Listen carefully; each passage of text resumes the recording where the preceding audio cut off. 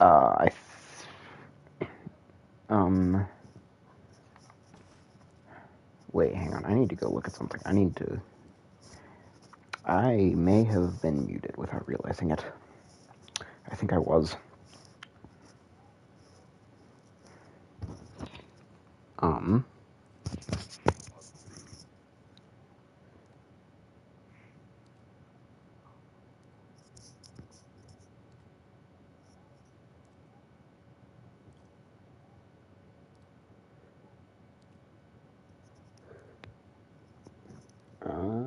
was I?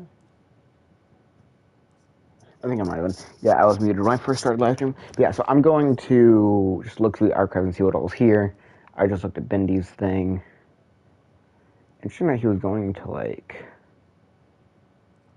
talk originally. I don't know. Well, I don't know if he was actually gonna talk. If he was just gonna squeak every now and then.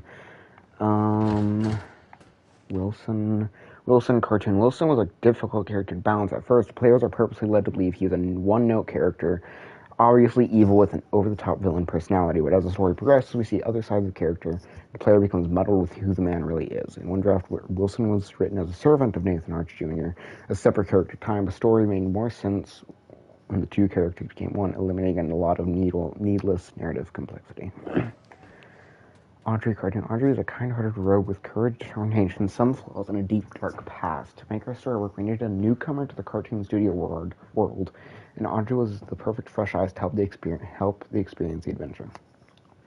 From day one of production, we knew that if people didn't connect with Audrey by the end of the game itself wouldn't be successful. Fortunately, she turned out to be quite memorable indeed, and stands out from the other members of the cast. Huh.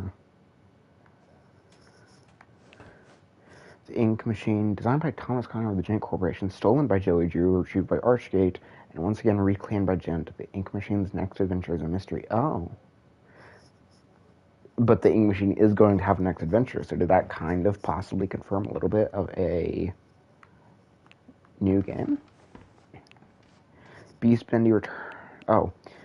The Ink Demon. As the world of Dark Realm became more complex and established, we realized that the Ink Demon's design needed a complete rethink to match a new tone.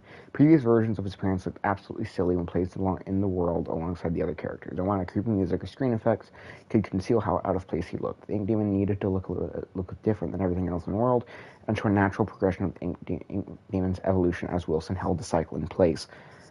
I really like how Bendy looked in this game. He looked so cool in this game. Beast Bendy returning for the climax of Dark Revival, Beast Bendy also was revisited with the mindset of making him far more powerful and beast-like. Traditionally, in most horror games, they tend to build to a point where the main villain becomes a final form monster as a final boss. It's practically a trope. Our idea, what if you got to play as that final form instead? It was really cool getting to play as Beast Bendy in the ending. That was really cool.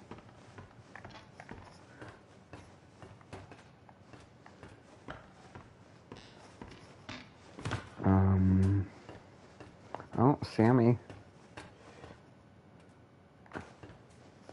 Oh, here's all the Butcher gang. The Keepers. Wilson's deadly guards and scientists. They aren't perfect, but the Keepers will get the job done no matter the cost. They're responsible for pressing the Ink Demon inside a smaller form, keeping his power sealed away until Audrey came along and unknowingly changed the situation. The Keepers were visually designed to reflect the dangers and evils of the Ink Machine itself. Faceless beings made of gears and wires, with no sense of morality, ordered around like cattle. A creation living without purpose. The Keepers were really cool. I really liked how the Keepers looked and sounded. I loved the Keepers' voices. They were so cool. The Keepers were just so cool. The Butcher Gang. Barley, Charlie, and Edgar, the three original members of the Butcher Gang, were formed from the Ink Machine, deconstructed by Alexander for body parts, and bond together to stay alive with sneak attacks on their prey. In Dark Revival, meet an artificial fourth member of the game, Carly, the Ghost Girl. Although when you begin to examine her closely, Carly appears to only be a shell with perhaps someone inside. Wait, what? Hang on, I need to see that. Wait. Her eyes might follow you.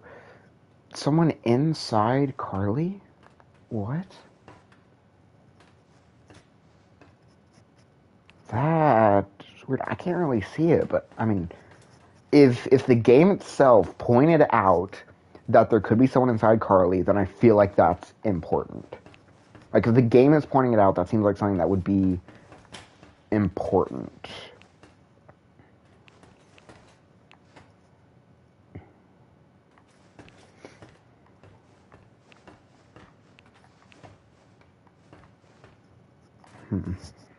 We should remember that. I wonder who it would be that's in there. Porter, as the cycle was held in place and with the influence of the Ink Demon held at bay, the cartoon world was able to grow and advance, creating such characters as Porter, a lost one who came to claim a new identity as an explorer. Porter was written with the knowledge that Dark Revival would feature a far more serious tone than the first game of Bendy and the Ink Machine, and his light-hearted innocence would help the player feel some warmth in this inky world of sorrow. Heidi. It is believed that Heidi had spent some time in the pit, a prison set up by Wilson and the Keepers. It is unclear why, but mostly likely she was able to access places she shouldn't have. The experience in the pit changed her, as it does many, reverting her into a childlike state, longing for happiness again. This game was so good. It was just so good. Sammy. Oh. Sammy Lawrence, the famous music composer of the studio. Sammy Lawrence originally had a slightly larger role in the story of Dark Revival. He was gonna have a bigger role. Aww. But in a story already filled with so many characters, make them all play with a meaningful part became a challenge. He was ultimately sidelined in favor of telling a more coherent story. Although it is interesting to note that Sammy Lawrence appears to have mastered the flow ability in Bendy and the Ink Machine long before Porter and Andre could wield it. That's interesting, because, he did have flow. Because he was able to just kind of, like, disappear. Huh. So, we were seeing these abilities even back in Bendy and the Ink Machine, specifically the flow ability. That's cool. That's really cool. I wonder what it would have been like if Sammy did have a larger role in the story, though. Because he only made, like, 2 appearances. One in that cage and one where he shows up and gets shot immediately. Lord Amok. Ruler of a sewer cult, Lord Amok illustrates how the world of the ink had continued to develop into different societies deep within the darkest places. Though he was weak in a fight, his name will simply never die. Alice Angel, the self-appointed queen of the studio. Alice Angel is one of the most memorable faces in the Bendy world. Forever lost in a tide of insanity, she is an absolute delight to write for as a character. An angel with many layers, time will tell if this inky temptress will ever reappear. I wonder what will happen in the 3rd game. Oh, you. King Widow. Ink Widows have begun to infest where the light grows darkest. Their king, the biggest and most feared, will only emerge from its nest when its young are threatened. Oh, Shipboy Dudley. His design is, like, actually terrifying. Like, that face is terrifying. The demented invention of Wilson created to serve the dual purpose of dethroning the Ink Demon in the cartoon world and also upstaging Joey Drew in the eyes of Wilson's father, Nathan Arch. Neither of these happened. Shipboy Dudley is a mysterious sailor with his own eerie grin, similar to that of Bendy. Along with his sidekick, Crackle the Crab, it is unknown just what kind of cartoon adventures they would have had together. Well, Shipboy Dudley, he was creepy. Like, his face and just everything is so creepy. Lurker. The Lurker, or Steve as he became to be known, was originally created as a brute-type enemy that would free roam the way the Lost Ones do, but ultimately felt unnecessary as the random Ink Demon encounters already fulfilled the role of putting the players on edge while exploring previous traversed locations. In the end, the Lurker found a much better calling as an unlikely ally, effectively expanding him into more than just a typical enemy. That's interesting. So I love Shipboy Dudley's design, though. He is so creepy. I love all the designs of the characters in this game. They're all great. This entire game was just amazing. I wonder, can you? No, you can't even jump. Oh, that's not the ink realm. Betty, a faithful maid, among other things, to Wilson. Betty was an important character to the story of Dark Revival. As a failed experiment and someone relatively new to the cartoon studio, she was able to give a somewhat different point of view on the state of the world. We have purposefully left it unclear if Betty was in on Wilson's plan to harvest Audrey, or if she is just a bystander. Behind her mask, there are still answers to be found. So I wonder if we'll see her again in the future. Joey Drew, Memory, the man, the legend, the memory. Creating this version of Joey Drew was both an exciting and daunting process. It was clear from the start that this Joey would be different from the one from the original Bendy and the Ink Machine game. This was a man with all the guilt from past life, but without the experience to fully understand it.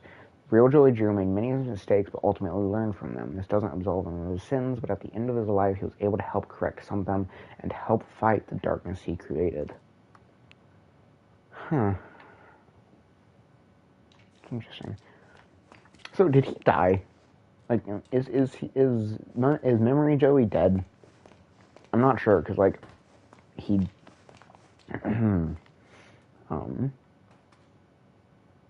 because the loop reset. I wonder if he's still there. The Cycle Breakers. Henry Stein. The original Cycle Breaker, Henry Stein, is a ghost of a man who lost his purpose years ago. Once fueled with finding a way to escape the tortures of the Ink Demon and finding his way home to his wife, Henry is now left with the cold reality of being a recreation of the person he thought he was. Saved as a special surprise for fans of the Bendy and the Ink Machine game, Henry was strictly omitted from all public discussion of the character during the entire production, which spanned several years. But Henry returned with a very satisfying face reveal. It was really cool seeing Henry. It was really cool. Allison, returning for another victory over the Ink Demon. Allison is always a voice of reason, a beacon of hope. Allison's design was carefully upgraded from the previous Bendy and the Ink Machine game to maintain her personality, but with more fidelity. The purpose of beating Allison so early in the campaign was to introduce the player to a familiar face after the main introduction. At the start, Allison was able to serve as a motivating force for Audrey until the true plot kicked in later. Oh, Tom. Tom is Allison's silent protector and the only Boris clone involved in the main story. Where is Boris the Wolf? Rumor has it that during the events of the game, Boris is experiencing a dark survival story of his own. Wait, so Boris and the Dark Survival is happening at the same time as Bendy and the Dark Revival? Oh! So that's why Boris didn't show up. So, does that mean that every time we don't... Does that mean that every time we don't see the Ink Demon in Bendy and the Dark Revival is because he's chasing Boris during Boris and the Dark Survival? And also the other way around, every time we don't see Bendy, the Ink Demon, in Boris and the Dark Survival, it's because he's doing stuff in this game. That's interesting. Oh yeah, and then it ends with like the door opening and Henry saying his line, because if it happens at the same time, then it would happen right as the loop resets.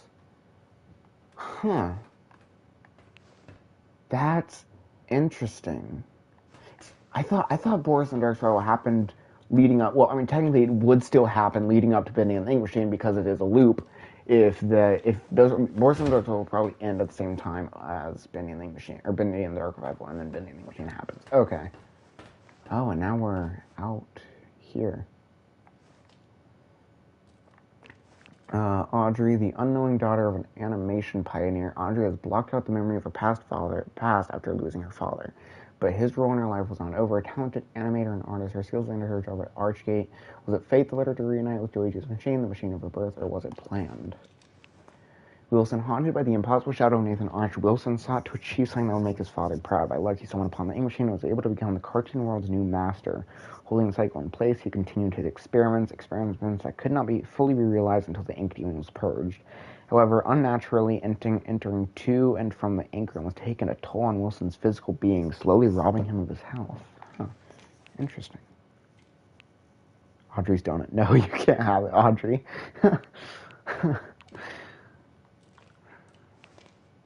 Oh, Nathan Arch Sr. Nathan Arch was everything Joey Drew wasn't. He worked hard, built up from nothing, and never compromised his integrity. Joey had big dreams, but Nathan accomplished his own dreams.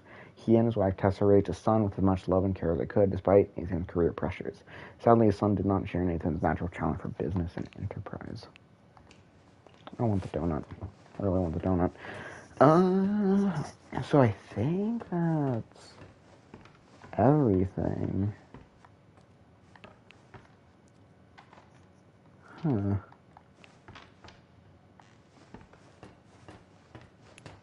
Oh. Too much dry hair, not enough fish food. Hit rolled.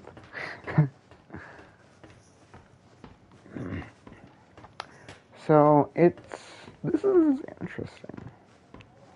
It would have been cool to see what Sammy's role in the story would have been if he did have a large role. Like, what exactly would he have done, and where would he have shown up?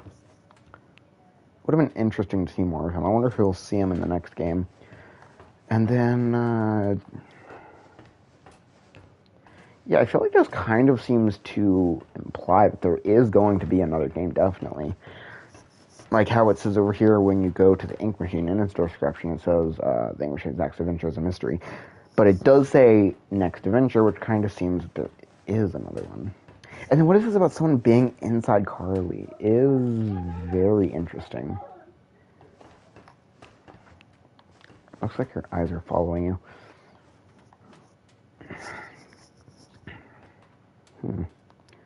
So I wonder who is inside Carly.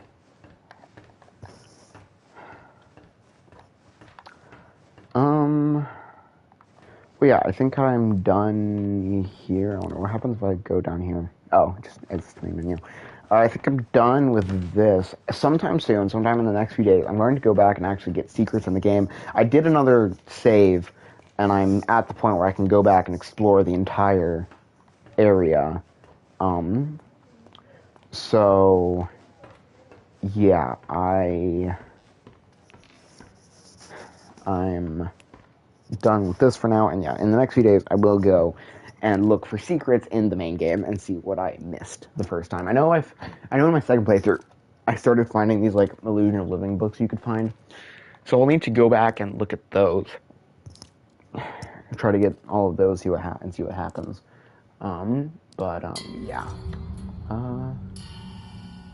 So yeah, bye.